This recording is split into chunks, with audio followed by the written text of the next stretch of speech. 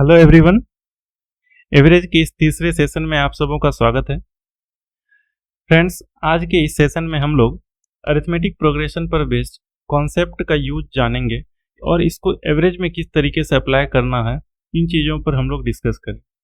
देखिए, arithmetic progression को समझने से पहले हम लोगों को अरिथमेटिक प्रोग्रेशन में यूज होने वाले कुछ एक टर्म्स को जानना पड़ेगा।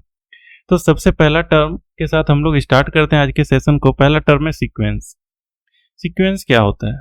तो देखिए, कोई भी ग्रुप ऑफ नंबर जो आपके पास दिया हुआ हो, उस चीज़ को अगर आप एक अरेंज्ड वे में पार्टिकुलर ऑर्डर में अगर आपने उस चीज़ को अरेंज कर दिया तो वो चीज़ें सीक्वेंस हो जाती है, सीक्वेंस में कहलाती है। डेफिनेशन के तरह अगर इसको समझें तो संख्याओं को एक निश्चित क्रम में अगर आपने क्रमबद्ध कर दिया तो वही चीज़ें एक सीक्वेंस कहलाती है। एग्जाम्पल के थ्रू इसको समझेंगे तो ज़्यादा बेहतर समझ में आएगा। देखिए, ये आपके पास एक ग्रुप ऑफ नंबर दिया हुआ है। इस चीज़ों को आप देखेंगे कि इन चीज़ों को एक पार्टिकुलर ऑर्डर में सजा रखा है। कैसे? तो पहला नंबर अगर 2 है तो दूसरा नंबर 6 है, यानी इन दोनों के बीच में 4 का गैप है। दूसरे और तीसरे नंबर के बीच में भी आप देखेंगे 4 का गैप है। तीसरे और चौथे नंबर के बीच में भी आपने देखा कि 4-4 का गैप है। इसका मतलब यह समझ में आया कि यह जो नंबर्स दिए हुए हैं हमें, इन चीज़ों को हमने एक पार्टिकुलर ऑर्डर में हमने अरेंज कर रखा है, तो ये चीज़ें क्या कहलाएंगी? सीक्वेंस कहलाएंगी। इसी तरह से दूसरे एग्जाम्पल की तरफ आइएगा। दूसरे एग्जाम्पल में भी सेम चीज़ें ले रखी। देखिए, इसमें देखिए ये +1 है, अगला चीज़ें देखिए +2 है, फिर से ये देखिए +3, ये +4। इसका मतलब ये +1 +1 +1 इस तरह से ये चीज़ें आगे बढ़ाई गई है। इनका मतलब है कि इन चीज़ों को भी आपने एक पार्टिकुलर ऑर्डर में आपने अरेंज करके रखा हुआ है। इसके लिए ये भी एक सीक्वेंस का पार्ट है। नेक्स्ट देखिएगा, आपने 1 से 2 आए, 2 से 4 आए, 4 से 8, 8 से 16। सबका मतलब है कि सब में आप 2-2 से मल्टीप्लाई करते जा रहे हैं, सब में आप 2-2 से गुना करते जा रहे हैं। इसका मतलब यह है, यह भी एक सीक्वेंस है। इन चीज़ों को भी आपने एक पार्टिकुलर ऑर्डर में अरेंज कर रखा है, इस चीज़ के लिए ये भी एक सीक्वेंस हो जाएगा, राइट। अगला चीज़ समझते हैं। इसमें जो टर्म आएगा वो होगा सीरीज। सीरीज क्या है? जब सीक्वेंस में ये जो नंबर जो आपके पास, ये जो ग्रुप ऑफ नंबर्स आपके पास दिए हुए हैं, इन चीज़ों के बीच में ही आपने अगर एडिशन के साइन को ऐड कर दिया तो वो चीज़ें क्या हो जाएगी? सीरीज में कहलाएगी। इस चीज़ के भी एग्जाम्पल को समझते हैं। सेम चीज़ है, सेम डेटा लिया हुआ है। जैसे देखिए 2, 6, 10, 14 ये पहले टर्म में भी लिया गया था, बस इसी के बीच में हमने क्या किया? प्लस साइन को ऐड किया। अगर प्लस साइन को ऐड करते जाएंगे सब में, तो ये सारी चीज़ें किस चीज़ में कहलाएगी? सीरीज में कहलाएगी, राइट। ये चीज़ें समझ में आए? ये चीज़ें बिल्कुल बेसिक सी चीज़ें हैं। अगर हम अरिथमेटिक प्रोग्रेशन पर बेस्ड कुछ एक चीज़ों को जानना है तो ये टर्म्स हमें आने चाहिए। अगला देखते हैं हम कि श्रेणी जो सीरीज पढ़ेंगे, सीरीज में हम किन चीज़ों को पढ़ेंगे। तो सबसे पहले हम पढ़ने वाले हैं अरिथमेटिक प्रोग्रेशन को। अरिथमेटिक प्रोग्रेशन को हिंदी में समांतर श्रेणी कहते हैं। और अरिथमेटिक प्रोग्रेशन होता क्या है, कहते किसे हैं? तो देखिए, बिल्कुल सिंपल से लैंग्वेज में इस तरीके से इसको समझने की कोशिश करते हैं कि एक ऐसा सीरीज जिसमें आप कोई भी 2 कंजिक्यूटिव टर्म, कोई भी 2 लगातार टर्म को अगर आप उठाएं, उसके बीच का जो अंतर होगा वो हर सीरीज के हर 2 कंजिक्यूटिव नंबर के अंतर के बराबर होगा। तो इसी को हम इस तरह से बोलते हैं कि कोई भी कंजिक्यूटिव नंबर, कोई भी एक ऐसा सीक्वेंस जिसमें कि 2 कंजिक्यूटिव टर्म का डिफरेंस हमेशा बराबर हो, तो वो संख्याएं क्या होती है? अरिथमेटिक प्रोग्रेशन में कहलाती है। एग्जाम्पल के थ्रू इसको समझने की कोशिश करते हैं। देखिए, एग्जाम्पल्स इसमें है क्या? 2, 5, 8, 11, 14। आप देखेंगे कि कोई भी 2 टर्म उठाइए, ये पहला टर्म, ये दूसरा टर्म, ये तीसरा टर्म, ये चौथा और ये पांचवा, कोई भी 2 टर्म उठाते हैं। मान लेते हैं हम पहला और दूसरा उठाते हैं। इन दोनों के बीच का डिफरेंस कितना है? आप कहेंगे 3 का। अगर 2 से 5 की तरफ जा रहे हैं तो आप कहेंगे 3 का। अब इसका उठाया, अब इन दोनों के बीच का गैप बताइए, आप कहेंगे ये भी 3 का।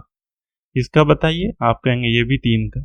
इसका बताएंगे, आप कहेंगे ये भी 3 का। तो ये सीरीज किस चीज में कहलाएगी? तो ये सीरीज कहलाएगी कि ये सीरीज एपी में है, अरिथमेटिक प्रोग्रेशन में। इस एग्जाम्पल के साथ देखिए, पहला टर्म इसमें -5, दूसरा टर्म -1, तीसरा टर्म क्या है? 3 और चौथा टर्म है 7। आप इन दोनों के बीच का डिफरेंस देखिए, आप कहेंगे कितने का डिफरेंस? आप कहेंगे 4 का डिफरेंस, वो भी +4 का। आप कोई भी 2 लगातार टर्म उठा लीजिए, आप इन दोनों का भी देखेंगे 4 का।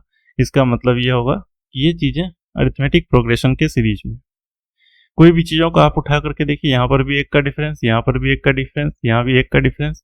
इसका मतलब ये चीज़ें कंटिन्यू है, तो ये चीज़ें अरिथमेटिक प्रोग्रेशन में होगी। ये चीज़ें समझ में आई, बिल्कुल बेसिक सी चीज़ें थी। ये चीज़ें उम्मीद करते हैं कि आपको ये चीज़ें समझ में आई होगी।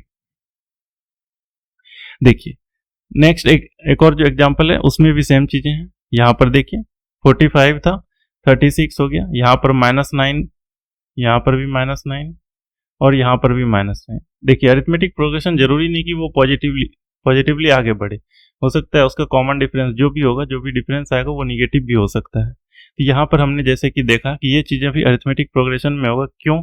क्योंकि इन दोनों के बीच का डिफरेंस की बात हो रही थी, सिर्फ डिफरेंस को देखना है। आपने देखा कि डिफरेंस यहाँ पर भी -9, यहाँ पर भी -9 और यहाँ पर भी -9। अगर सिर्फ डिफरेंस देखते तो वो तो 9 का होता, बट अगर फर्स्ट टर्म सेकेंड टर्म के बीच जो देख रहे हैं कि पहले टर्म में अगर सेकेंड टर्म में अगर फर्स्ट टर्म को घटाएंगे तो वो माइनस में आएगा, हालांकि डिफरेंस हमेशा पॉजिटिव होता है।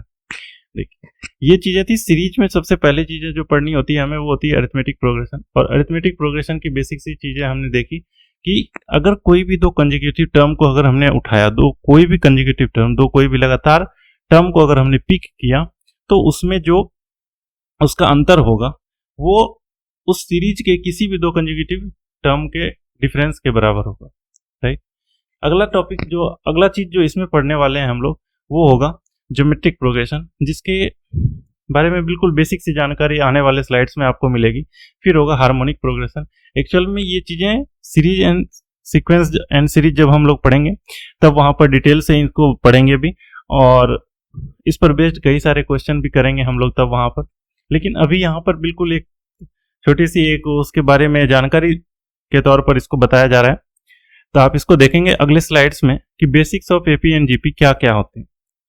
तो सबसे पहले एक साइड में लिखता हूँ अरिथमेटिक प्रोग्रेशन एपी, दूसरे साइड में लिखता हूँ जीपी। जीपी मतलब ज्योमेट्रिक प्रोग्रेशन, हिंदी में इसको गुणोत्तर श्रेणी कहते हैं, इसको हिंदी में समांतर श्रेणी कहते हैं। देखिए बिल्कुल बेसिक सा चीज लिखते हैं। जैसे कोई फर्स्ट टर्म हो एपी का अगर कुछ फर्स्ट टर्म हो, इसको हम लोग T1 का नाम देते हैं। T1 को ए लिखते हैं, पहला टर्म ए लिखा हमने। इसी तरह से जो सेकेंड टर्म आएगा, सेकेंड टर्म को हमने T2 लिखा। और हमने क्या कहा था कि जो भी डिफरेंस, ये देखिए एक पिछले स्लाइड्स में हम जाते हैं। पिछले स्लाइड्स में क्या था कि आपने देखा कि जब फर्स्ट से सेकेंड में आ रहे थे तो कोई ना कोई चीज हम ऐड कर रहे थे। जैसे कि इसके दूसरे डेफिनेशन से इसमें लिखा हुआ है कि ऐसा अनुक्रम जिसमें प्रत्येक अगला पद पिछले पद में एक निश्चित संख्या के जोड़ने पर प्राप्त हो। तो कुछ ना कुछ चीजें जोड़ने के बाद प्राप्त हो रही थी। आप देखेंगे कि यहाँ पर से जब 2 से 5 जा रहे थे तो आपने कहा कि 3 जोड़ा हमने, 5 से 8 गया तो आपने 3 जोड़ा, 8 से 11 गए तब भी 3 जोड़ा, और 11 से 14 गए तब भी 3 जोड़ा। यहाँ से 45 से जब 36 गए तो आपने कहा 9 घटाया, 36 से 27 गए तो आपने कहा 9 घटाया, 27 से 18 गए तब पर भी आपने 9 घटाया। तो आपने देखा कि जब सेकेंड टर्म हमें प्राप्त करनी होती है तो पहले टर्म में हमने कुछ ना कुछ ऐड करना होता है या कुछ ना कुछ सब्ट्रैक्ट करना होता है। दूसरे टर्म में भी सेम चीजें हैं। तो इसी तरह से जब हम यहाँ पर चेक कर रहे हैं कि सेकेंड टर्म निकालना है तो इसमें कुछ ना कुछ टर्म ऐड करते हैं। वो टर्म हम ऐड करते हैं, मानते हैं डी, बाद में देखते हैं कि डी क्या है। थर्ड टर्म, इसको नाम दिया हमने T3। आपको पता है कि जो चीजें आपने यहाँ ऐड की वही चीजें ये आगे ऐड होती जाएगी, तभी ये सीरीज क्या होगी, एपी में होगी। आपको पता है कि एपी में होने के लिए कॉमन डिफरेंस यानी कि इन दोनों के बीच का अंतर, जैसे T3 माइनस T2 ये बराबर होगा T2 माइनस T1 के। अगर आपने इसमें एक बार फिर से अगर D को ऐड किया तो आप यहाँ पर पाएंगे A प्लस 2D हो जाएगा, राइट। इसी तरह से ये चीजें अगर आगे चलती रही तो आप nth टर्म तक पहुंच जाएंगे, आखिरी टर्म तक पहुंचेंगे। और आखिरी टर्म को आप किस चीज से डिनोट करेंगे, Tn से। जैसे थर्ड टर्म को आपने T3 लिखा, सेकेंड को T2 लिखा, फर्स्ट को T1 लिखा, इसी तरह से nth टर्म को क्या लिखेंगे आप, Tn। यहां से समझने की चीजें देखिएगा आप कि जब आपने सेकेंड टर्म लिखा तो D कितना था, आपने कहा D के साथ 1 का मल्टीप्लीकेशन था।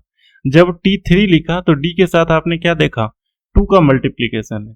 इस चीज से हमें पता चल रहा है कि ये एक कम यहाँ पर लिखा जा रहा है। कौन सा टर्म, जो भी टर्म हमें फाइंड आउट करनी है उससे एक कम टर्म, उससे एक कम से मल्टीप्लाई किया हुआ है D को, राइट। जैसे T1 में है तो इससे एक कम में मल्टीप्लाई किया हुआ है, यानी 0 के साथ मल्टीप्लाई किया है d को, राइट। इसी तरह से अगर tn हमें निकालना हो, tn निकालने के लिए आप क्या लिखेंगे, a तो कॉमन है, a प्लस n से एक कम, n से एक कम क्या होगा, आप कहेंगे n माइनस 1 इंटू डी। इन चीजों को ध्यान रखना है, ये फॉर्मूला होता है इस तरह से। इस फॉर्मूले का ये डेरिवेशन था कि tn अगर किसी भी एपी का निकालना होता है तो उसमें a plus n minus 1 into D से ये निकल करके आ जाता है। ये चीजें इंपॉर्टेंट थी, इन चीजों को ध्यान रखिएगा। इसी का अगला चीज, इस टॉपिक में जो चीजें आपको काम आएगी उन चीजों को मैं लिख देता हूं। फिलहाल आप देखिए Sn अब क्या होता है, जैसे ये tn लिखा हुआ था, इस tn का मतलब था टर्म कौन सा, तो ये nth टर्म। ये Sn का मतलब हो गया कि n तक के टर्म को अगर आपने ऐड किया तो ये Sn कहलाएगी। जैसे एक लिख करके बताता हूं, जैसे a पहला टर्म है, दूसरा टर्म इसका a प्लस डी है, तीसरा टर्म इसका a प्लस 2d है। इसी तरह से जब ये चलते जाएगा आगे तो एक ऐसा टर्म आएगा a plus n minus 1 into d, एक ये टर्म बचे, तो ये Sn कहलाएगा। Sn मतलब क्या हो गया कि ये सारे सम, ये सारे जो टर्म थे इन सबको जब हमने ऐड किया तब वो Sn कहलाएगा, सम ऑफ n टर्म्स। देखिए अब इसको ऐड करने का एक फॉर्मूला है, वो फॉर्मूला अभी मैं लिखता हूं, n/2 into 2a plus n minus 1 into में डी। देखिए ये एक फॉर्मूला हुआ, एक और फॉर्मूला लिखता हूं, वो भी काम किए। Sn is equal to n/2 a plus l। आप यहां कहेंगे कि l क्या है, मैं बता दूं, l लास्ट टर्म है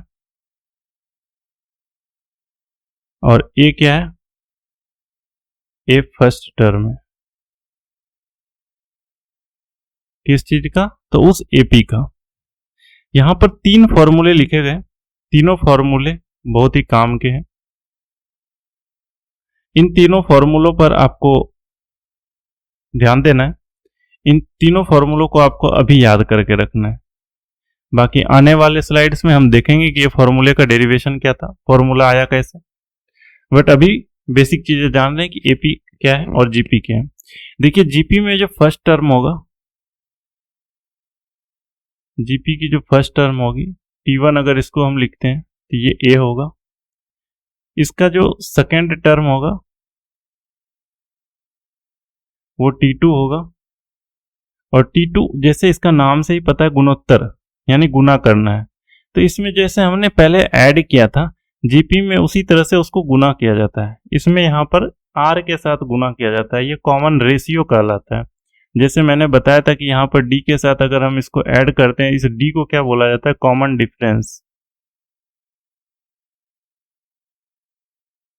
ये कॉमन डिफरेंस क्यों हुआ, क्योंकि हर दो कंजिक्यूटिव टर्म को जब T3 में T2 को घटाएंगे तब पर भी D मिलेगा, T2 में T1 घटाएंगे तब पर भी D मिलेगा, और ये डिफरेंस जो है हर टर्म में, हर कंजिक्यूटिव टर्म में कॉमन रहेगा, इसलिए इसका नाम कॉमन डिफरेंस, राइट। अब अगले इसमें है कि थर्ड टर्म अगर जीपी का लिखा हमने, T3 अगर लिखा हमने तो A इंटू आर स्क्वायर। अगर इसी तरह से आगे बढ़ते गए तो nth टर्म आ जाएगा, nth टर्म आ जाएगा, और इसके लिए Tn लिखेंगे और A into R to the power n minus 1 करना पड़ेगा। आपने ये चीजें समझी होगी, बिल्कुल सेम कॉन्सेप्ट है उसी की तरह जैसे एपी में हुआ करता था। जब यहाँ पर T2 लिख रहे थे तो R की पावर 1 थी, जब यहाँ पर T3 लिखे तो R की पावर 2 हो गई, जब हमने यहाँ पर Tn लिखा तब R की पावर n माइनस 1 हो गई, यानी कि इस n से 1 कम हो गई। इस तरीके से ये Tn का एक फॉर्मूला बन करके आया हमारे पास। Tn का क्या फॉर्मूला रहा कि A into R to the power n minus 1, A into R to the power n minus 1, ये हमारी फॉर्मूले हुए Tn। अब यहाँ से सेम कंडीशन में अगर हमने Sn निकालना है तो Sn क्या होगा, आप कहेंगे Sn is equal to A into R to the power n minus 1 बटे में r माइनस 1। इन चीज़ों को सिर्फ अभी ध्यान रखिए, बाकी ये चीज़ें बाद में हम देखेंगे जब हम लोग AP GP सीक्वेंस सीरीज जब पढ़ेंगे तब सारी चीज़ें पढ़ेंगे, वहाँ पर हार्मोनिक प्रोग्रेशन भी पढ़ेंगे और भी कुछ स्पेशल केसेस भी पढ़ेंगे उसके, लेकिन अभी इन चीज़ों को याद रखिए। देखिए SN का एक तो ये फॉर्मूला होता है, ये फॉर्मूला तब अप्लीकेबल होता है जब ये जो R है इसको कॉमन रेशियो जो बोलते हैं, इस R को अभी हमने बताया थोड़ी देर पहले कि इसको कॉमन रेशियो बोलते हैं। ये जो कॉमन रेशियो है वो जब 1 से बड़ा हो तब ये इस केस में ये फॉर्मूला लगता है। एक केस कोई ऐसा भी आ सकता है कि R 1 से छोटा हो, अगर R 1 से छोटा होता तब एक और फॉर्मूला होगा R into 1 minus sorry A into 1 minus R to the power n over 1 minus R। ये तो फॉर्मूला था सम ऑफ nth टर्म तक का, कि सम ऑफ nth टर्म तक अगर हमें निकालना हो तो कैसे निकालेंगे। इस तरीके के फॉर्मूले से हम इसको निकालते हैं। एक और इसमें फॉर्मूला है, बड़ा ही इंपॉर्टेंट सा फॉर्मूला है, ऊपर में लिख देता हूं। ये फॉर्मूले आपको बहुत सारे काम में आएंगे कि अगर सम ऑफ इन्फिनिटी टर्म्स तक निकालने हो तो क्या लिखा जाता है, तो आप लिखेंगे a बाय 1 माइनस r, और इस केस में हमेशा r 1 से छोटा ही होगा। अगर r 1 से बड़ा होता तो ये चीजें इन्फिनिटी वैल्यू दे देती, सम ऑफ इन्फिनिटी टर्म फिर निकाला नहीं जाता क्योंकि वो इन्फिनिटी वैल्यू दे देती, राइट। इसमें हमने 4 फॉर्मूले पढ़े जीपी में। पहला फॉर्मूला था Tn का a into R to the power n minus 1, दूसरा फॉर्मूला पढ़ा Sn का a into R to the power n minus 1 और बटे में r माइनस 1। ये उस कंडीशन में होगा जब r ग्रेटर देन 0 होगा, सॉरी r ग्रेटर देन 1 होगा। तीसरा फॉर्मूला पढ़ा a into 1 minus R to the power n बटे 1 माइनस r, ये इस कंडीशन में होगा जब r 1 से छोटा होगा। चौथा फॉर्मूला इसमें पढ़ा हमने, जब सम ऑफ इन्फिनिटिव टर्म का हमें निकालना पड़ेगा तो a बाय 1 माइनस r। ये चीजें हमने समझ ली। इन चीजों को समझने के बाद आज का जो कॉन्सेप्ट है, जो मेन चीज है जिसके लिए ये सेशन बनाया गया, वो सेशन का आज ये बेस्ट स्लाइड होने वाला है। इस चीजों को आपको बड़ी गौर से समझना है। अभी कौन से कॉन्सेप्ट को देखना है, तो आपने अभी थोड़ी देर पहले देखा कि जब हमें सम ऑफ n टर्म निकालने होते हैं किसी के, जब सम ऑफ n टर्म निकालना होता था तो सम ऑफ n टर्म के लिए आपने क्या लिखा था, आपने देखा कि पहले a है, फिर a प्लस डी है, फिर इसी तरह से a प्लस 2d है, इस तरह से आपने लिखा था। सेम चीजों को मैं यहां पर लिखना चाहूंगा, पहले a, फिर यहां पर लिखा मैंने a प्लस डी, ये सेकेंड टर्म लिखा हमने, फिर मैं लिखने जा रहा हूं a प्लस 2d। इस तरीके से ये चीजें आगे भी बढ़ती जाएगी, लेकिन उससे पहले मैं यहाँ पर इस तरीके से ये आगे बढ़ती जाएगी और बाद में फाइनली ये चीजें हो जाएगी a plus n minus 1d, ये आखिरी टर्म बचेगी। इस चीज से मैं सेटिस्फाइड नहीं हूं, अभी एक बार और मैं लिखना चाहूंगा सम ऑफ n टर्म, बट लिखने का जो ये तरीका होगा ये बिल्कुल उल्टा होगा। अब तक हमने इस डायरेक्शन में लिखा और इस बार जो हम लिखेंगे वो इस डायरेक्शन में लिखेंगे कि आखिरी टर्म से हम स्टार्ट करते हैं, आखिरी टर्म से स्टार्ट करते हैं, जैसे a plus n minus 1 into D. आप देखेंगे कि यहाँ पर a plus n minus 1 into D था जो कि आखिरी टर्म था इसका, इससे हमने स्टार्ट किया। आगे जाएंगे, ये दूसरा आखिरी टर्म, लास्ट से जो दूसरा टर्म होगा वो, जैसे ये n माइनस 1 है तो वो n माइनस 2 टर्म होगा, n माइनस सेकेंड टर्म, उसको लिखा। Next a plus n minus 3d, इस तरीके से ये आगे बढ़ता जाएगा और एक वक्त आएगा जब यहाँ पर आखिरी टर्म a बचेगा। इन चीजों को समझने में आई होप कोई दिक्कत नहीं हुई होगी। हमने क्या किया, सम ऑफ n टर्म को लिखा, इन सब को हमने क्या किया है, सम किया है, इन सब को हमने सम किया है। अब देखिए इन चीजों को सम करने के बाद हमारे पास क्या रिजल्ट आते हैं। देखिए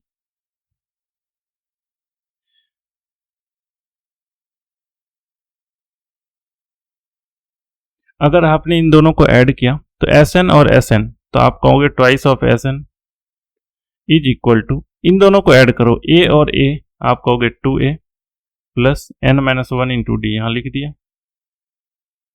आप दूसरे केस में जाओगे तो इस केस में देखो यहाँ पर ए, यहाँ पर ए, आप कहोगे 2a, लिख दिया हमने। देखो यहाँ पर -2d, यहाँ पर +d, यानी कि -d, सिंगल d बचेगा, तो यानी n-1 और d बच जाएगा।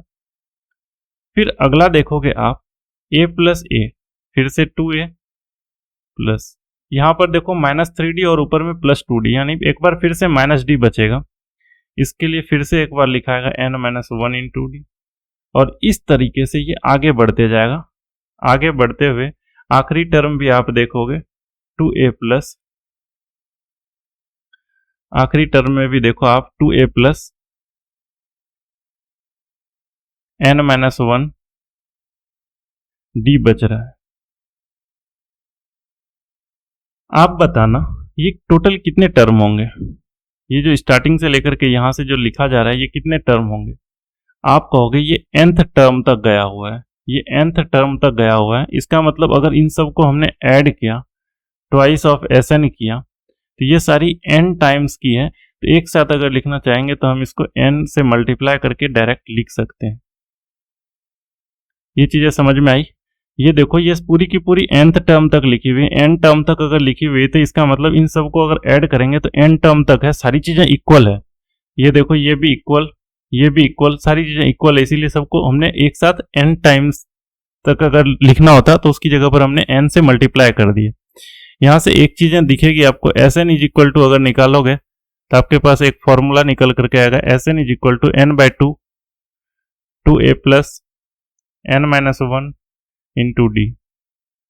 इस चीजों को आपने, अगर आपको ध्यान हो, अभी पिछले स्लाइड में हमने एक फॉर्मूले के रूप में लिखा था कि Sn अगर निकालना हो हमें अरिथमेटिक प्रोग्रेशन का तो हमारे पास क्या फॉर्मूला होना चाहिए। तो Sn इज इक्वल टू होना चाहिए हमारे पास n/2 into 2a plus n-1 into D. देखिए इस 2a को बाइफरकेट करते हैं, दो अलग अलग पार्ट में डिवाइड करते हैं। तो आप कहेंगे Sn is equal to n/2 a plus n-1 into D, आप ऐसा ही कहेंगे। देखिए इस चीज से क्या फायदा होगा, ये जो a plus n-1 into D है, आपको याद होगा a plus n-1 into D, यहाँ पर जो लिखा हुआ है वही चीजें तो लिखी हुई। और ये जो था ये लास्ट टर्म था, आपको पता है ये Tn इज इक्वल टू, ये फॉर्मूला था, ये लास्ट टर्म था। Tn इज इक्वल टू हमारे पास ये आता था a plus n-1 into D. तो इसकी जगह पर आप क्या लिख पाएंगे, आप बताइएगा कि Sn is equal to n/2 into a plus L, यही तो फॉर्मूला आया आपके पास। जब ये फॉर्मूला आया तो आपके पास टोटल फॉर्मूले Sn के कितने हो गए, आप कहेंगे दो फॉर्मूले हो गए। पहला फॉर्मूला था Sn is equal to n/2 2a plus n-1 into D, दूसरा फॉर्मूला आया n/2 first term plus last term से मल्टीप्लाई करना है इन दोनों। यहां तक समझने में आई हो, कोई दिक्कत नहीं आई होगी, बिल्कुल बेसिक सी चीजें थी, बस सिर्फ ऐड किया हमने दोनों को उल्टा करके। जैसे सम ऑफ n टर्म को एक बार पहले सीधा लिखा था हमने, दूसरी बार उसको हमने पीछे की तरफ से रिवर्स साइड से लिखा, फिर उन दोनों को ऐड कर दिया। ऐड करने के बाद twice of Sn is equal to ये सारी चीजें आई। ये सारी चीजें आपको पता है कि n टाइम्स तक लिखी हुई है। जब n टाइम्स तक लिखी हुई है बराबर चीजों को, तो हमने डायरेक्ट उसको n से मल्टीप्लाई कर दिया। n से मल्टीप्लाई करने के बाद जब इन चीजों को सॉल्व किया तो सम ऑफ n टर्म हमारे पास निकल करके आया n/2 into 2 of a plus n-1 into D. जब इस 2a को बाइफरकेट किया हमने a प्लस a के रूप में, तब हमें यहाँ पर से a plus n-1 into D की वैल्यू हमें पता चली कि ये तो Tn के बराबर होती है। तो Tn क्या होती है, लास्ट टर्म होती है। तो उस Tn की जगह पर हमने ये l लिख दिया, यानी लास्ट टर्म लिख दिया। तो इससे हमें पता चला Sn is equal to n/2 a plus L. यहाँ से हमें दो चीजें समझ में आई, यहां से हमें ये दो फॉर्मूले समझ में आए इन चीजों से। इस चीज के बाद हमें जो इससे निकालना है वो ये चीजें निकालनी है। एक्चुअली हम लोग पढ़ रहे हैं टॉपिक एवरेज, और एवरेज का फॉर्मूला आपको पता है। एवरेज इज इक्वल टू क्या होता है, आपने कहा sum divide by number, sum of observation divide by number of observation. इस चीज से हमें क्या निकलता है, एवरेज निकलता है। आप बताओ कि कोई भी एपी का अगर आपके पास सीरीज दिया हुआ हो, अगर उसका आपको एवरेज निकालना पड़े, तो एवरेज निकालने के लिए आप क्या करोगे। मान लीजिए कि ये टर्म लिखे हुए हैं, ये सीक्वेंस लिखा हुआ है आपके पास, यही सीक्वेंस लिखा है ए प्लस डी और A N minus one D तक लिखा हुआ है, तो इसका आपको एवरेज निकालना है। तो एवरेज निकालने के लिए आप क्या करोगे, आप कहोगे कि ये हमारे पास एस एन है, एस एन को लिख देंगे पहले N by two A plus L, और डिवाइड करेंगे किस चीज से, नंबर से। नंबर क्या है आपके पास, आप कहोगे एन टर्म थे, एन से एन को कैंसिल आउट करोगे, एवरेज आपके पास निकल करके आ जाएगा ए प्लस एल बाय टू। इस चीज को ध्यान से समझना, इसी चीज को समझाने की कोशिश थी। ये पूरा का पूरा काम किया हुआ इसी चीज के लिए था। एवरेज निकालना है तो एवरेज निकालने के लिए क्या करना पड़ेगा, first term plus last term को जोड़ना है और 2 से भाग देना है, तो एवरेज निकल करके आ जाएगा। किस चीज का एवरेज निकल करके आएगा, तो कोई भी ऐसा सीक्वेंस जो एपी में दिख रहा हो उस चीज का अगर हमें एवरेज निकालना हो तो फर्स्ट टर्म और लास्ट टर्म को ऐड करना है और 2 से भाग दे देना है। इस चीज से हमें क्या पता चल जाएगा, उस सीक्वेंस का एपी के बारे में, उस सीक्वेंस का एवरेज के बारे में पता चलेगा, राइट। अगले स्लाइड्स में देखते हैं, कुछ एक चीजों से समझना, कुछ एक चीजों को समझने की कोशिश करो। देखो एक एग्जांपल है, मान लो 2, 4, 6, 8 और 10 एक सीक्वेंस दे रखी है आपको, इसका आपको एवरेज निकालना है। आप कहोगे इसका एवरेज निकालने के लिए अभी अभी हमने सीखा, पहला देखा कि मैंने ये एपी में है, एपी में अगर रहा तो एवरेज निकालना है तो फर्स्ट टर्म और लास्ट टर्म इन दोनों को ऐड करना है, फर्स्ट टर्म और लास्ट टर्म इन दोनों को ऐड करना है और हमें 2 से डिवाइड करना है, तो 12 बाय 2 6 हमारा ये आंसर आ जाए। यहां तक कोई दिक्कत तो नहीं आई होगी। आप एक चीज गौर करना पिछले स्लाइड में, आप एक चीज गौर करना पिछले स्लाइड में, ये देखो ये पहला टर्म है, ये आखिरी टर्म है। इन दोनों को जब आपने ऐड किया तो आपके पास आया 2a plus N minus one into d. इन चीजों को आपको गौर करना है कि पहला टर्म प्लस आखिरी term is equal to twice of A plus N minus one into D.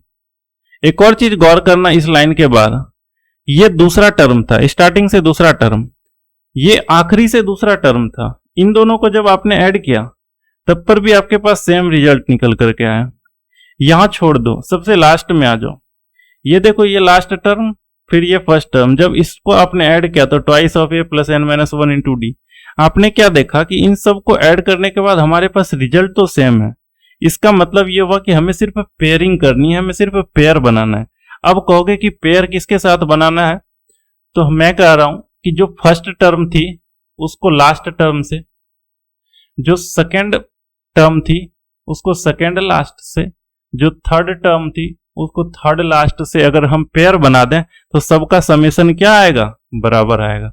इस चीज को अभी अभी हमने देखा कि पहले को अगर आखिरी के साथ जोड़ा तो इसका समेशन यही आया, सेकेंड को अगर सेकेंड लास्ट से जोड़ा तो पर भी समेशन यही आया। इसी तरह से अब हम कह सकते हैं कि जब हम पेयर बना लेंगे तो जो फर्स्ट टर्म होगा और जो लास्ट टर्म होगा, इसी तरह से जो भी सेकेंड टर्म होगा सेकेंड लास्ट होगा, थर्ड लास्ट होगा, इस तरह से जो पेयर बनेंगे उन सब का सम क्या आएगा, इक्वल आएगा।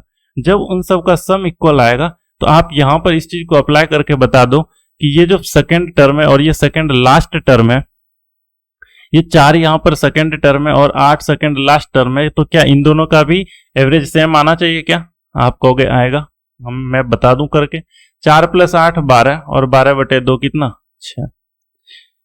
इस चीज से आपने ये सीखा कि जो फर्स्ट टर्म और लास्ट टर्म को जोड़ करके जो हम पेयर बना करके अगर हम एवरेज निकालते थे, उस काम को करने के लिए जरूरी नहीं कि फर्स्ट और लास्ट हो। अगर सेकेंड लास्ट और सेकेंड टर्म दिया हो तो भी बना सकते हैं, थर्ड दिया हो, थर्ड लास्ट दिया हो तो पर भी बना सकते हैं। यहां से ये चीजें समझ में आई। और आप याद कीजिएगा कि एवरेज जब हम पहली बार स्टार्ट करने जा रहे थे तो उसमें हमने एक चीज देखा था कि जो भी सेंट्रल नंबर होगा वो चीजें क्या होती है, एवरेज होती है। यहाँ पर सेंट्रल नंबर, मिडिल नंबर क्या है, आप कहोगे 6। इस चीज का सेंट्रल वैल्यू कैसे पता चला, आप कहोगे एक तो ये एपी में, एक ये एपी में। ये चीजें देखो एक सीक्वेंस में होने का मतलब जो चीजें इधर इतनी वही चीजें इधर भी इतनी। इस चीज को हमने जब डेविएशन पढ़ा था तब भी देखा था कि यहाँ पर देखो ये -2 है, ये -4 है। अदर साइड में अगर जाओगे तो इस साइड में देखो ये +2 है, ये +4 है। ये चीजें इसके साथ कैंसिल, ये चीजें इसके साथ कैंसिल, और एवरेज बीच वाली संख्या। ये चीजें समझ में आई होगी। ये चीजें एक्चुअल में पहले भी हमने डिस्कस कर रखी है, राइट। एक और एग्जांपल के साथ इस चीज को समझने का कोशिश करते हैं। दूसरा एग्जांपल है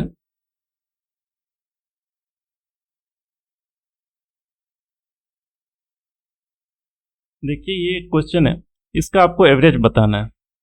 देखिए ये क्वेश्चन है, इसका आपको एवरेज बताना है। तो एवरेज बताने के मेरे पास तीनों तरीके हो गए। देखिए कौन कौन सा तरीका। पहले तो हम इन सब को ऐड कर दें, इन सब को ऐड कर दें और 5 से भाग दे दें तो भी एवरेज निकल करके आ जाएगा। दूसरा तरीका क्या होगा, इन सब को ऐड, इन दोनों को ऐड कर दें, कितना होगा 36 और 12 48 और 2 से भाग दे दें तो पर भी हमारा एवरेज हो जाएगा। और जो एक और जो तीसरा तरीका जो अभी अभी हमने सीखा कि सेंट्रल वैल्यू जो है वही हमारा आंसर होगा। आप बता देना इसका सेंट्रल वैल्यू कौन सा है।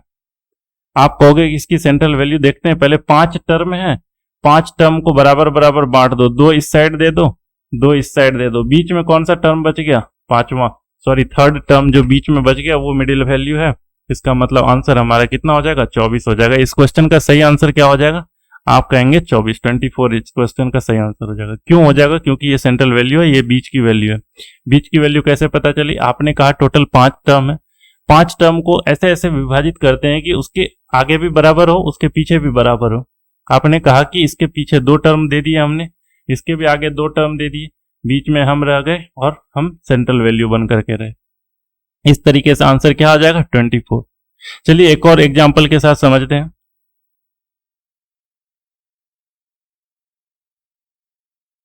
इस चीज का एवरेज आपको निकालना है। देखिए एवरेज निकालना तो सबसे आसान काम हो गया। अब कैसे, क्योंकि ये पहली बात तो ये सीक्वेंस में कोई भी सीक्वेंस हो, कोई भी सीक्वेंस हो, फर्स्ट टर्म और लास्ट टर्म को ऐड कीजिए, 2 से भाग दीजिए, 28 और 7 35, 35 को 2 से भाग दीजिएगा तो 17.5 और ये 17.5 हमारा आंसर हो जाएगा। ये देखिए ये तो कोई भी क्वेश्चन होगा जो एपी में होगा, जो सीक्वेंस में होगा, उस क्वेश्चन को बनाने का ये सबसे आसान तरीका होगा कि पहले और आखिरी को जोड़िए और 2 से भाग दे दीजिए। लेकिन इस क्वेश्चन में एक और चीज सीखने वाली बात है कि इस चीज में आप देखोगे कि इस चीज को अगर हम मिडिल वैल्यू की बात करें तो 4 टर्म है हमारे पास, 4 टर्म में 2 इस साइड आ जाएंगे, 2 इस साइड आ जाएंगे, पेयर तो 2 2 के बन गए, लेकिन इसके बीच में कुछ नहीं आया। यही चीजें समझ में आ रही है कि इसमें तो बीच में कोई टर्म लिखा हुआ ही नहीं है। तो देखिए ये चीजें हिडन है, इन्हीं चीजों को हमें ढूंढना है। आपने देखा कि 2 टर्म इस साइड है, 2 टर्म इस साइड है, तो आपके पास देखिए 14 और 21, इन दोनों के ये जो टर्म हमें निकालना था, इसके दोनों पास में कौन कौन से, आप कहेंगे 14 है और 21 है। आप कह दो कि 14 और 21 के बीच की संख्या ही हमारे आंसर होगी। 14 और 21 के बीच की संख्या को कैसे निकालेंगे, तो आप कहेंगे 14 + 21 और बटे में 2, 14 और 21 फिर 35 और बटे में 2, आंसर 17.5। ये चीजें समझ में आ गई होगी उम्मीद करता हूं। देखिए एक और एग्जांपल लेते हैं इसको समझने के लिए। ए बी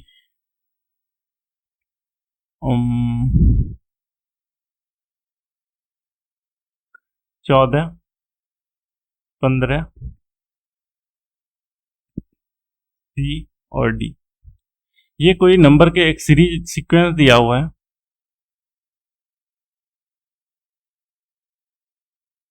और ये बताया जा रहा है कि ये अरिथमेटिक प्रोग्रेशन में है। अब अरिथमेटिक प्रोग्रेशन में है और आपसे पूछा जा रहा है कि आप बता दो भाई इसका एवरेज, इसका एवरेज बताना है।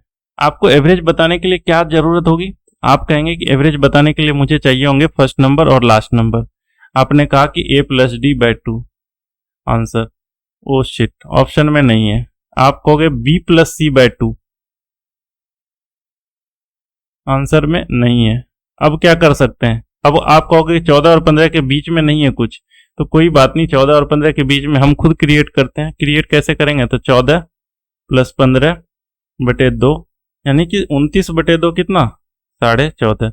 आप एक चीज गौर भी करोगे कि देखो अगर यहां पर हमने 14.5 लिख दिया, आप एक चीज गौर करो, देखो 14 और 15 के बिल्कुल बीचों बीच है, 14 और 15 के बिल्कुल बीचों बीच है, क्योंकि 14.5 14 से आधा अधिक है और 14.5 15 से आधा कम है, इसीलिए ये बिल्कुल बीचों बीच है। तो ये चीजें समझ में आ गई होगी, ये तरीके समझ में आ गए होगी कि क्या समझाना क्या चाह रहा था इस चीज से, राइट। एक और चीज आज के सेशन में एक और चीज सीखते हैं, काफी जबरदस्त होने वाला है ये सेशन भी। देखिए अरिथमेटिक प्रोग्रेशन के बेस पर जो कुछ एक नंबर जो हमारे सामने हमेशा आएंगे वो होगा एक नेचुरल नंबर का सीरीज। कोई भी एक सीरीज होगा जो नेचुरल नंबर का होगा वो हमेशा अरिथमेटिक प्रोग्रेशन को होगा। जैसे देख लीजिए नेचुरल नंबर जो लिखा हुआ है 1 2 3 4 5 अप टू n तक लिखा हुआ है, ये अगर आपको इसका एवरेज निकालना हो आपसे एक सवाल है कि अगर आपको इसका एवरेज निकालना है तो आप इसका एवरेज कैसे निकालेंगे। आपने अभी अभी पढ़ा कि फर्स्ट टर्म और लास्ट टर्म को अगर ऐड कर दें, फर्स्ट टर्म और लास्ट टर्म इन दोनों को अगर ऐड कर दें, यानी 1 प्लस n, इन दोनों को अगर ऐड कर दें और 2 से भाग दे दें तो ये हमारा एवरेज हो जाएगा। आपने एक चीज स्टार्टिंग में पढ़ रखी होगी, सबसे पहले क्लास में ही हमने पढ़ा था कि एवरेज इज इक्वल टू जो होता है वो sum of observation over number of observation होता है। ये चीजें आपने पढ़ रखी तो यहां से कोई दिक्कत नहीं होगी बताने में। अगर हमें सम निकालना हो तो, अगर सम निकालना हो तो आप कहेंगे कि एवरेज को अगर नंबर से मल्टीप्लाई कर दें, एवरेज को अगर नंबर से मल्टीप्लाई कर दें तो सम निकल करके आ जाएगा। यहां तक तो कोई दिक्कत नहीं है। देखिए, अगर सम निकालना होगा तो हमें एवरेज चाहिए और नंबर चाहिए। अब इस नेचुरल नंबर का सम बता दो, सम ऑफ n नेचुरल नंबर। ये देखो 1 से लेकर के n तक जा रही है, यानी कि सम ऑफ n नेचुरल नंबर, इसका सम क्या होगा। आप बताओगे कि हमारे पास एवरेज है 1 प्लस n/2 और नंबर कितने थे आपके पास, आप कहोगे n। आपको याद होगा कि आपको पहले दिन एक सीट मिला था याद करने के लिए जिसमें एक फॉर्मूला लिखा हुआ था सम ऑफ n नेचुरल नंबर, प्रथम n प्राकृत संख्याओं का योग। और वो फॉर्मूला जो था वो और कुछ भी नहीं बल्कि यही लिखा हुआ था n इंटू n प्लस 1 और बाय 2। हम सिर्फ इसी चीजों को रटते रहते हैं।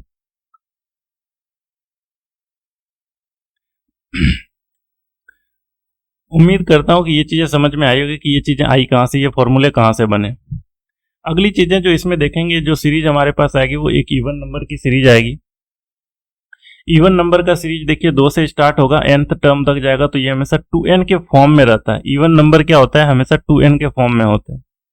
अब अगर इसका अगर हमें एवरेज निकालना है, आप देखेंगे कि first term plus last term 2 plus 2n और भाग किससे देनी है, 2 से। अगर आपने इसको भाग दिया तो आप देखेंगे कि n प्लस 1 हो जाएगा, क्योंकि 2 ऊपर से कॉमन होगा और 2 नीचे के साथ कैंसिल हो जाएगा तो ऊपर में सिर्फ और सिर्फ n1 बचेगा। अगर आप इसका सम निकालने जाएंगे, इसका सम क्या होगा, आप कहेंगे कि n प्लस 1 को किस चीज से मल्टीप्लाई करेंगे। आप कहेंगे कितने टर्म तक गया था, आप कहेंगे n टर्म तक। देखिए 2n टर्म की संख्या नहीं है, संख्या कितनी है, n। तो इस चीज को आपने n से मल्टीप्लाई कर दिया, इसलिए sum of n even number, sum of n first even number आपने याद किया था और वो याद होगा आपको अगर, तो आपने याद किया होगा n इंटू n प्लस 1। अब ये चीजें समझ में आ रही होगी कि आखिरकार इन चीजों का डेरिवेशन कहां से आया, ये चीजें आई कहां से। इसके बाद एक नंबर आता है आपके पास ऑड नंबर का सीरीज। ऑड नंबर किस फॉर्मेट में होता है, आप कहेंगे 2n-1 के फॉर्म में। आपसे पूछा जाएगा कि फिफ्थ ऑड नंबर कौन सा होगा, फिफ्थ ऑड नंबर कौन सा होगा, तो आप क्या लिखेंगे 2 इंटू 5-1 यानी 5 दूनी 10 माइनस 1 यानी कि 9। ये पांचवा ऑड नंबर होगा। एग्जाम्पल के तौर पर इसको ऐसे कंप्लीटली देख लेते हैं, 1 3 5 7 9। आप देख रहे हैं ये 5वें नंबर का ये ऑड नंबर है। तो जो भी ऑड नंबर हमें प्राप्त करना होगा उसका फॉर्मेट क्या होगा, उसका फॉर्म क्या होगा, वो किस वे में लिखा जाएगा, तो 2n-1 के फॉर्म में लिखा जाता है। इस तरीके से हमें पता चला कि यहां पर अगर इसका एवरेज निकालेंगे तो आप बताओ एवरेज क्या होगा फर्स्ट n ऑड नंबर का। फर्स्ट n ऑड नंबर का एवरेज क्या होगा, आप कहोगे कि पहला टर्म कितना है 1 प्लस लास्ट टर्म 2n-1 और बाय में कितना 2। आपने देखा ये चीजें कैंसल आउट हो गई और बची हुई 2n ये भी कैंसल हो गई, अब बच गई n। अब यहां से सिर्फ सम के बारे में बता दो कि सम क्या होगा। सम होगा n और टर्म कितने थे, आपने कहा n, तो n इंटू n कितना n²। ये चीजें रटते रटते हमारी जबान पर आ गई थी चीजें कि फर्स्ट n ऑड नंबर का जो सम होता है वो n² होता है। अब पता चली कि यह यहां से आता है, समझ में आ गया होगा आई होप। इसके बाद जो सीरीज आती है वो नॉर्मल एपी सीरीज होती है, जिस चीज को अभी अभी हमने पहले ही अपने इसके पिछले स्लाइड में देखा था कि उसका हमें कैसे निकालना होता है। अगर इस चीज का हमें एवरेज निकालना पड़ता होगा तो एवरेज निकालने के लिए क्या तरीका था, first term plus last term और बाय में कितना था 2। ये चीजें समझ में आ गई, राइट। अब आज के सेशन के क्वेश्चन के साथ आज के सेशन को स्टार्ट करेंगे। अब जो क्वेश्चन करेंगे हम, इस क्वेश्चन की स्पीड देखो आप, क्योंकि अभी तक जो भी क्वेश्चन आपने जो भी कॉन्सेप्ट सीखा उन कॉन्सेप्ट को यहाँ पर किस तरीके से यूज करना है, इन चीजों को आपको देखना है। तो देखो पहले क्वेश्चन के साथ स्टार्ट करते हैं। सारे के सारे उसी से रिलेटेड है, सारे के सारे आपको फॉर्मूले अगर याद है तो देखते देखते आइए आपके आंसर आ जाएंगे। देखिए लिखा हुआ है क्वेश्चन में कि प्रथम 20 प्राकृतिक संख्याओं का औसत ज्ञात कीजिए।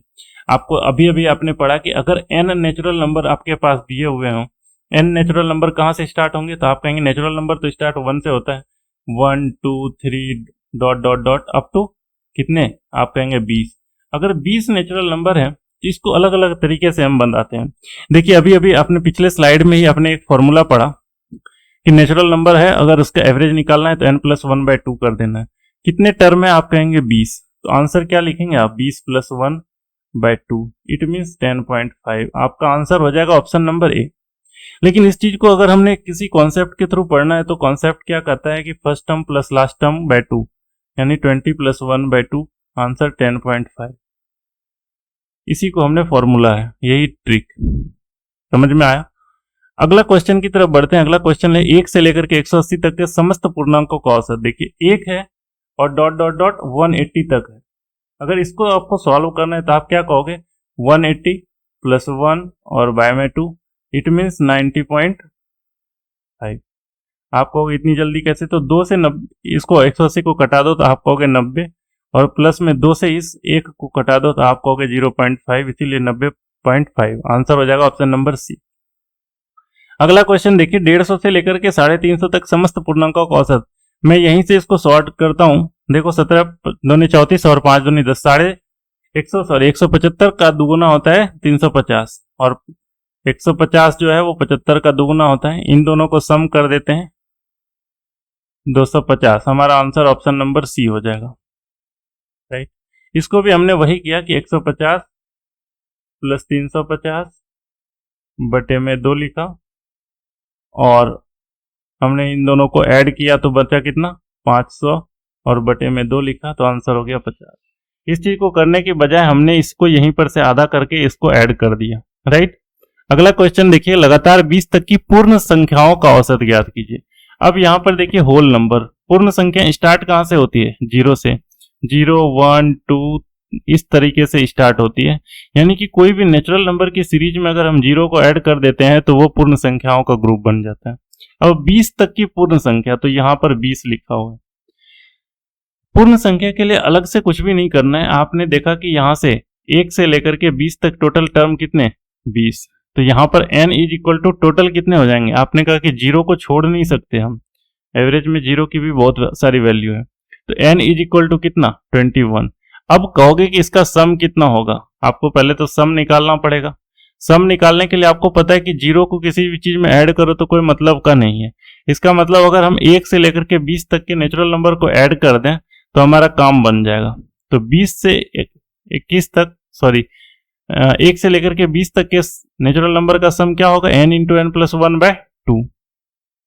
आपने किया इतना, यानी 10 × 21। अब हमें निकालना एवरेज। एवरेज निकालने का तरीका क्या होता है, सम यानी 10 × 21 ओवर क्या, नंबर। तो इसको जब हमने सॉल्व किया तो आंसर हमारे पास कितना आ जाएगा, 10, ऑप्शन नंबर ए। देखो इस क्वेश्चन को लंबा बनाने का तरीका, लंबा बनाने का रीजन ये था कि इस चीज में आपको ये समझ में आया कि 0 की वैल्यू क्या होगी। यहाँ पर अगर आपकी 0 की यहाँ पर कोई वैल्यू नहीं देते तो आप यहाँ पर भाग किस चीज से दे रहे होते, 20 से दे रहे होते। अगर 20 से दे रहे होते तो ये क्वेश्चन हो जाता गलत और आपके मार्क्स हो जाते कट।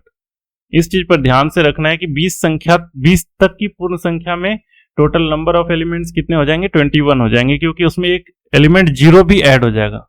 हालांकि ऊपर में 0 के जोड़ने से कुछ नहीं होगा, लेकिन नीचे में 0 जोड़ने से एक संख्या बढ़ जाएगी, और एक संख्या बढ़ जाएगी तो एवरेज पर इफेक्ट क्या पड़ेगा, ये चीजें आपने देखा।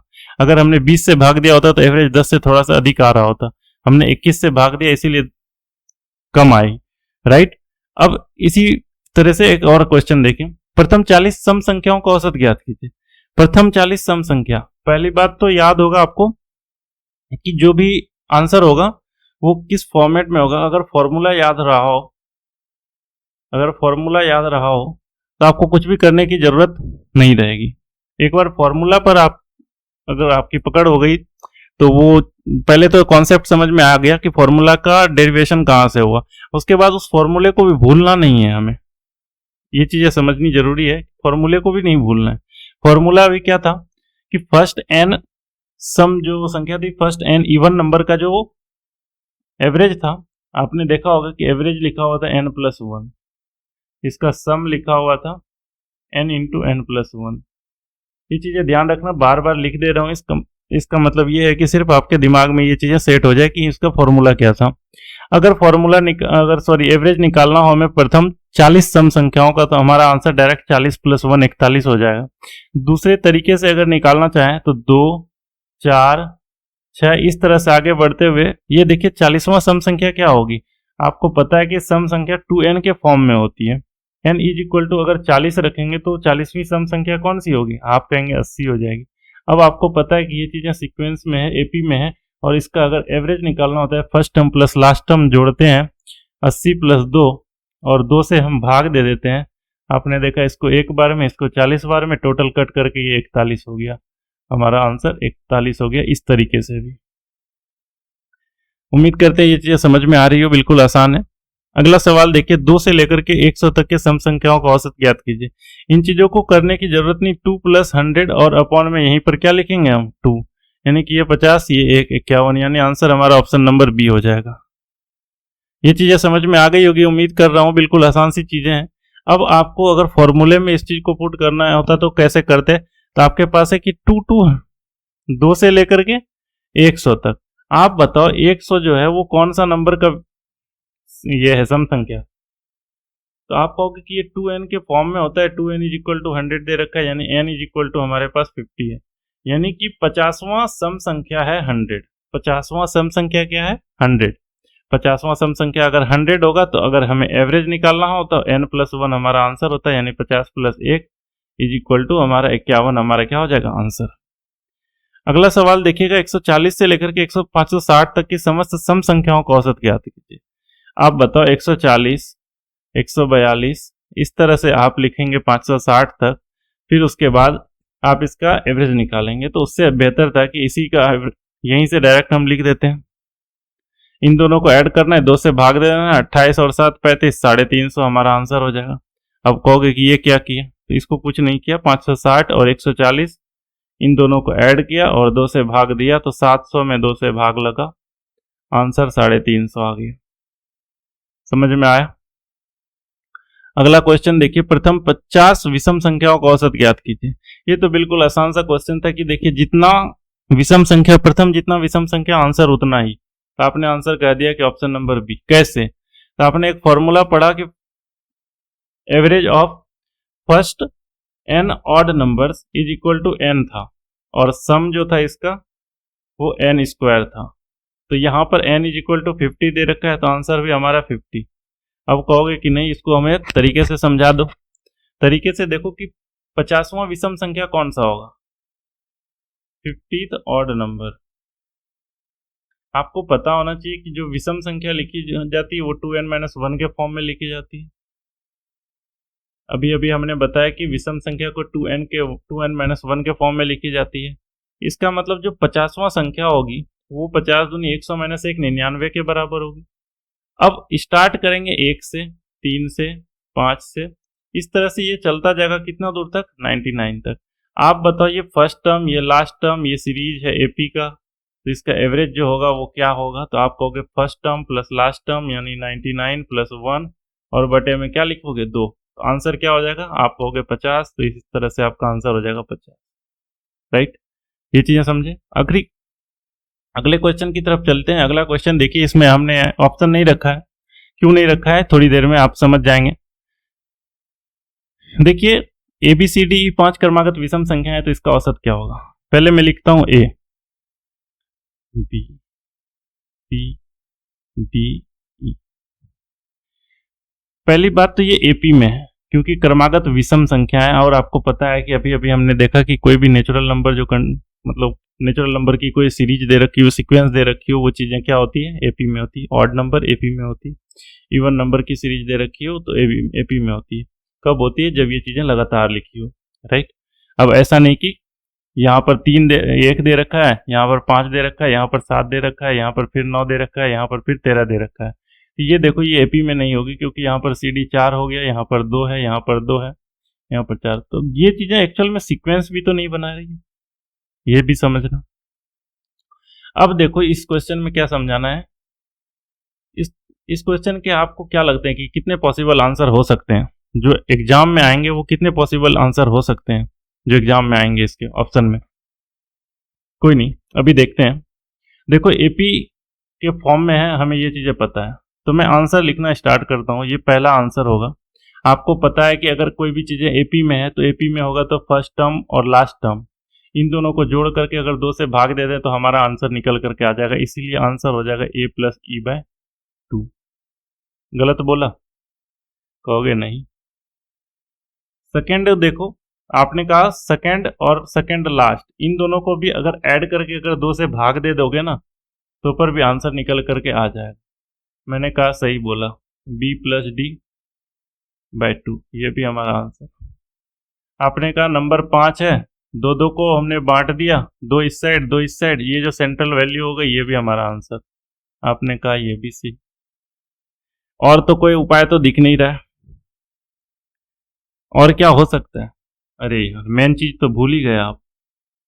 देखो सबसे बेसिक सा तरीका था वो तो आप भूल ही गए कि अगर इन सबको हमने ऐड कर दिया और 5 से भाग दे दिया तो ये हमारा आंसर हो जाएगा।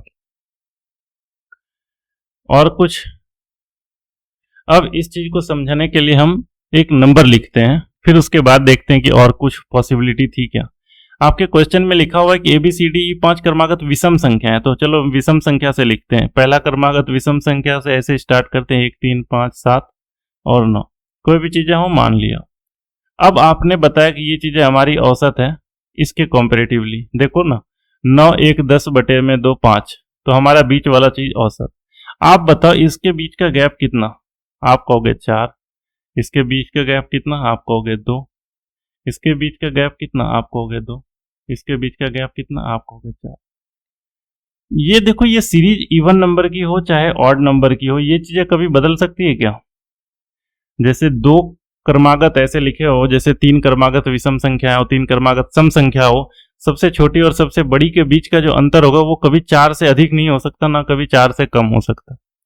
जो दो क्रमागत विषम संख्या या 2 क्रमागत सम संख्या हो, उसके बीच का अंतर हमेशा 2 होगा, 2 के अलावा कुछ भी नहीं हो सकता। ये चीजें तो फिक्स है। तो अगर क्वेश्चन में ये चीजें लिखी होगी कि विषम संख्या है, सम संख्या है, तो इसका आंसर होने की पॉसिबिलिटी और क्या होती है आपको ये भी बता देता हूं कि जैसे ये +2 हो जाएगा, a + 2b लिखा है, b + 2c लिखा है, c + 2d लिखा है और d + 2e लिखा है। जैसा कि आपको यहाँ से भी पता चल रहा होगा, 1 + 2 3, 3 + 2 5 और 5 + 2 7 और 7 + 2 9। इसका मतलब ये जो C हमें लाना है, C लाने का एक और तरीका है कि अगर A में हम 4 को ऐड कर दें तो भी C आ जाएगा। छठा आंसर इसके होने की पॉसिबिलिटी है कि अगर हमने B में 2 ऐड कर दिया तो भी हो सकता है। सातवां आंसर होने की पॉसिबिलिटी है कि D में अगर 2 को माइनस कर दे तो भी आंसर आ जाएगा। आठवां आंसर होने की पॉसिबिलिटी इसकी जो है वो है E-4।